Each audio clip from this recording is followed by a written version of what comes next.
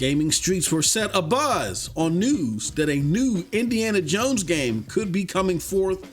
Now, this project is being worked on by Lucasfilms Games and being developed by Bethesda's Machine Games.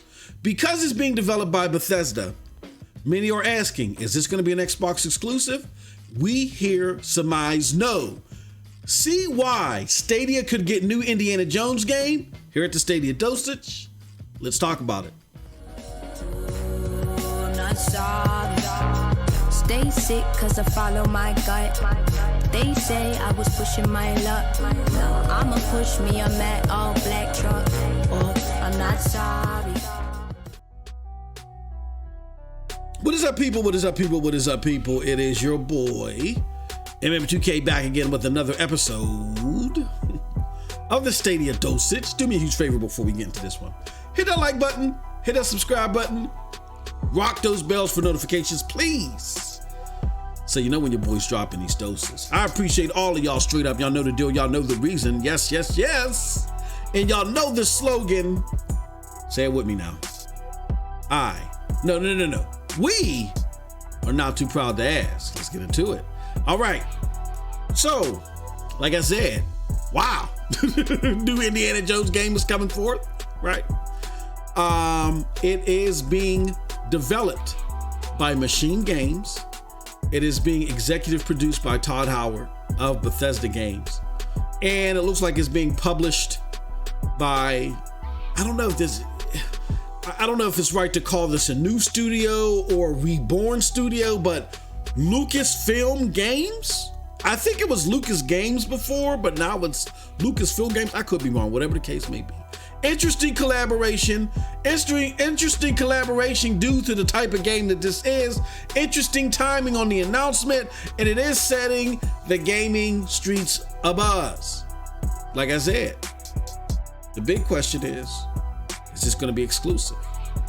Is this only coming to Xbox and Xbox Game Pass? Because we know that Bethesda was bought by Microsoft, $7.5 billion. Now, as I said in the bumper, we here at Stadia Dosage, we surmise no. We're going to go over all that from top to bottom on why we say no. And then we can talk about it on the back end. So let's get into the story. All right. So first, you know how we do. Let me show you something. Let me make this a little bit larger for the people in the back. All right. So this is the tweet from Machine Games. It says, we're developing a new Indiana Jones video game.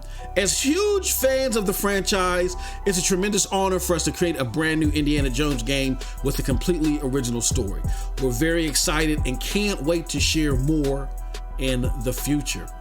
And attached to that, this nice little biopic or whatever you want to call it, little booklets and leaflets and coffee and Bethesda and a whole bunch of stuff on there, and then it reveals to you that it's Indiana Jones related. But further down, is a tweet from Bethesda. The tweet reads, a new Indiana Jones game with an original story is in development from our studio Machine Games and will be executive produced by Todd Howard in collaboration with Lucasfilm Games. It'll be some time before we have more to reveal, but we're very excited to share today's news. Right. There you have it, folks. Not a lot of news, but the simple fact that the game is in the works is amazing in a lot of parts. It says a lot about this new LucasArts film game company and what to behold and be on them. You know, are they going to from now on publish any LucasArts films, games, whatever the case may be? And the bigger question for gamers is this going to be an exclusive to Xbox? Will anybody else get to enjoy this game? Because look, Machine Games has a pedigree now. They have a little bit of tenure. With all the excellent work that they've done with the Wolfenstein franchise, they've become a favorite. Along with Ed with Doom, and I think Machine Games also does Doom too, if I'm correct. Could be wrong about that, but I believe they do that as well. So they have a little bit of tenure, and they have some capital with gamers out here in the community. So let's address that question. Is it coming to other platforms, or is it going to be solely Xbox? Now, I've always told people that it's important to be cognizant of the major players, the decision makers, and their trends. I know it turns a lot of people off because they're like, why are you nitpicking this or whatever? But here's something that I've always tried to teach you from the Fortune 500 side. Never believe the words, the verbiage at verbatim from these Fortune 500 companies, from these execs. As someone that has been from that world, that has communicated at that level, I can tell you that the purpose of our dialogue, when we're talking from that angle, is to tell you as much stuff without telling you anything, right? It's to get your hopes up, get you all excited, throw you some red meat without there really being any any calories to it. So I said all that to say this. Earlier on, after the $7.5 billion, the record $7.5 billion deal that Microsoft made in acquiring ZeniMax Online, the parent company of Bethesda, people had assumed that that move was made to make games exclusive. But I warned people, hey, again, don't listen to what Phil Spencer's out here saying, because he was giving some indications, and I think Aaron Greenberg was as well, that games will be exclusive. Well, let me show you something. Take a look at this. This is an article from our good friends at MMOs.com, and it reads here. Let me do it for the people in the back. Microsoft CFO says they won't be pulling Bethesda games from other platforms, but will also be prioritizing their own. This is the business person. This is not the red meat guy that Phil Spencer and Aaron Greenberg is to satisfy the gamers, the rabid gamers, that's part of the community.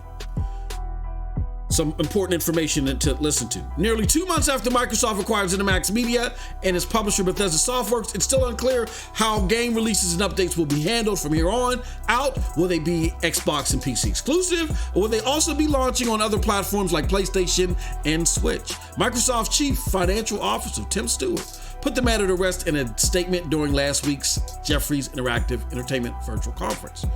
Quote, the goal here is where, I'll say it from a cross-platform perspective, Microsoft is a platform. We're one of the first to really support Minecraft, Roblox, Fortnite across platforms, so we highly encourage cross-platform play simply from the landscape of if it's good for the gaming ecosystem, it's good for us. Classic rising tide lifts all boats. Now here's the real meat and potatoes.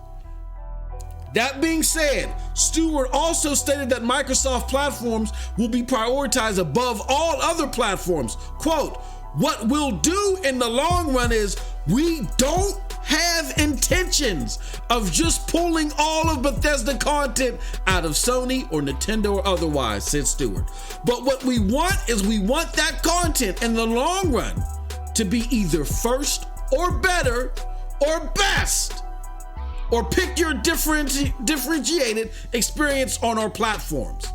We will want Bethesda content to show up the best as on our platforms. End quote. So there you have it, folks. Microsoft is not looking to take away these Bethesda games that could have wide-reaching ramifications. They're not looking to take them away from other platforms and just solely stuff them on Xbox experiences or Xbox-related experiences, whether it's hardware, Game Pass, or whatever. They just want to prioritize using them under their platform options, not exclusively restrict them from other platform options. Okay. So what are our final thoughts on this and why we say no? Well, you heard the statement from the CFO, right? You heard it. Tim Stewart said it all. But here's what I want everybody to take into consideration here, because this flies over people's heads. Financially, it may be in their interest to make this stuff exclusive because it'll make Xbox, more lucrative, you gotta have this type thing, right? But see, what people fail to realize is that Microsoft does not have that cutthroat business mentality. They do acquisition mini baskets business. Now, what do I mean between the two? When you think of the cutthroat business mentality, that's what Sony does via PlayStation. Exclusivity, you gotta come to us to get this. We're gonna cut you off at the pass and force you to come to us. After we shake and wiggle it out of you buying our hardware, then we might put it on PC. Stuff like that you're seeing now. Now, I expect them to do a more day and date stuff once they feel like the business model can become more lucrative, but right now it's solely cutthroat business. Microsoft is not like that. They do acquisition business. I'm buying this, I'm buying that, I'm buying this. And then we will make money and accept money wherever it's made. If you get it in Game Pass, that's money. If you get it on PlayStation, that's money. If you get it on Switch, that's money. PC, that's money. And even if you get it on Stadia, that's money. So let's bring this on home as it relates to Stadia. Microsoft's reason for considering Stadia a big competitor is not to cut them off. What they want to do is they want to be better. They just simply want to be better at the acquisition business. They're going to still do business with Stadia. I can see them running a situation where they will put Game Pass on Stadia. But their goal is, we want to make more money than Google and Amazon in this whole ordeal. So we're not leaving any money on the table. If we know that this rabid fan base of PlayStation or whoever that will only play said game here, even though we'll get most of the people to convert over, we don't want to leave that money on the table. We'll take all that money. Play where you like, because either way you play, we get paid, period. So that's why I say, particularly per Mr. Tim Stewart's communication, per what I know of Satya Nadella, the head CEO in charge. Not all that red meat talk from Phil and Aaron Greenberg, but what we know from the people that have the final say. That expect, as long as Stadia continues to grow, expect to see this game on the Stadia platform, along other platforms as well. And that's it from your boy MM2K. Let me know what you think about all this in the comment section below, because like I always say, here's what I think. But if you did like what I had to say, check out the links below to follow me. Those links will lead you to the Broadband Bullies, PNTS Network, Hard Knock Digital Culture, and yes, the Stadia Dosage. With all that said, love you all. Thank you for joining us. Have a wonderful gaming day. Peace.